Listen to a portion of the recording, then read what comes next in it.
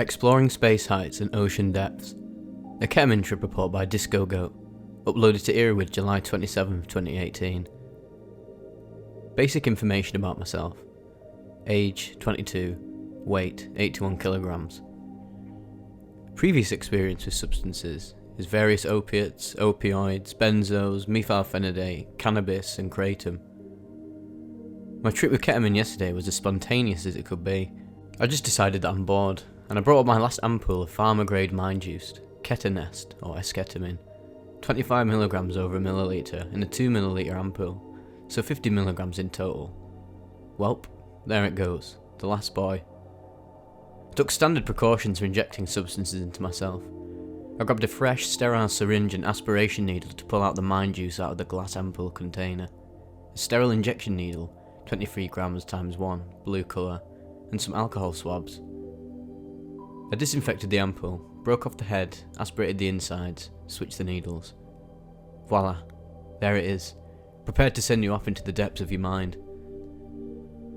I turned off the computers, dimmed the LED light strips, lay down into my bed. In my mind, I revised how an intramuscular injection should be given, and I went with it. I chose to inject into the M. vastus lateralis, in the lateral middle of my thigh, as I wasn't comfortable with injecting into the deltoid muscle on my shoulder. I estimated the position of the injection, disinfected it with the alcohol swab.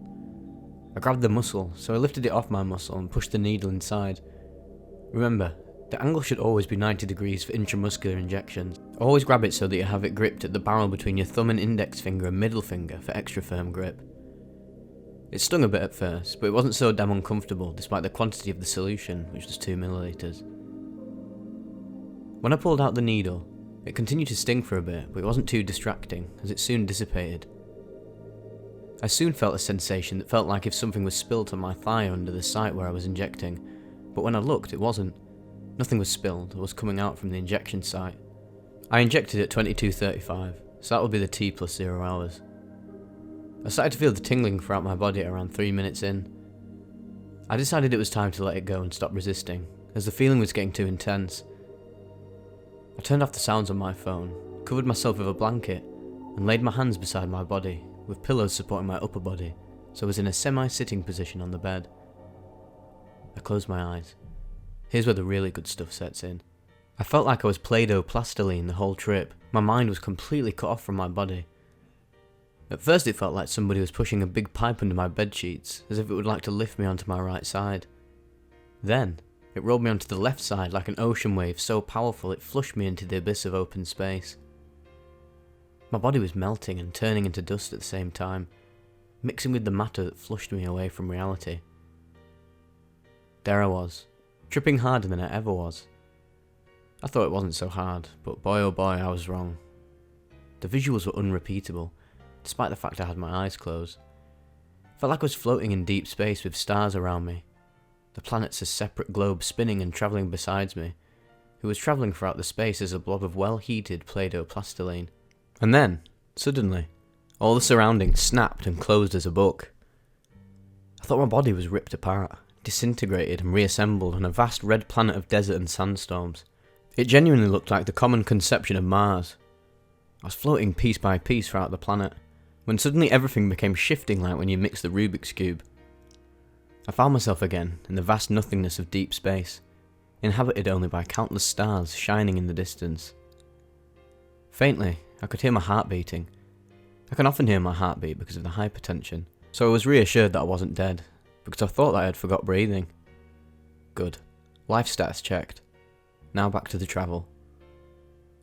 I was reassembled again piece by piece in a mist of foggy colours of the rainbow, when suddenly, it started to feel like I was turned upside down, head first, and plunged into the water. Where did the water come from? I'm in deep space. Never mind. The hearing was the same as when you're diving underwater, with small bubble sounds coming from every side you can imagine. Suddenly I started to segment into 4 cubes, but wait, where was the 4th cube? Oh shit. It was coming towards me like a freight train at full speed. When it hit me, I found myself again in this vast black nothingness of space. I was spinning like a multicoloured fidget spinner attached onto a power drill, which landed onto a ledge of a large precipice on Mars. The winds were absolutely packed with stars, like they were so intense they could even be blown off by the winds. Suddenly, a tornado formed in the distance, scaring me so I panicked a bit. But I reassured myself that everything is okay, and I quickly calmed down. The tornado took shape of a hurricane eye, like the one you see from satellite pictures, just that it was vertically placed onto the surface of the planet I was on, and the middle wasn't blue or white, but pitch black. Shit, it was a black hole. That's why it was sucking all the stars and all matter inside it. I gave in, released the resistance, and became a needle-shaped bullet, speeding into the abyss of the blackness that was sucking inside itself everything it came in its way. I found myself wandering throughout this white space that I didn't have any memory of. And suddenly, I was in an all-white space with lots of people around me, similar to the New York streets in the downtown on a busy day. I walked through the space, ignoring all the people, when I suddenly realised that I know all these people. They were my relatives who passed away, some even before I was born, but their faces were lifelike. They looked like they were really in front of me. I couldn't comprehend how the hell this was possible, but then I realised that I memorised their pictures I was shown pretty well, and I have quite a good imagination to imagine how their faces look like. My grandpa, who died before I was even born, my other grandpa, and grandma who I visited but are already dead, and my great-grandparents from my dad and mum's side, they were all there, and it was almost cathartic to meet them in such a way. Suddenly I was lifted in the air and crushed by a cube that fell down from the sky as the space disintegrated into cubes, and I was again in the pitch black environment.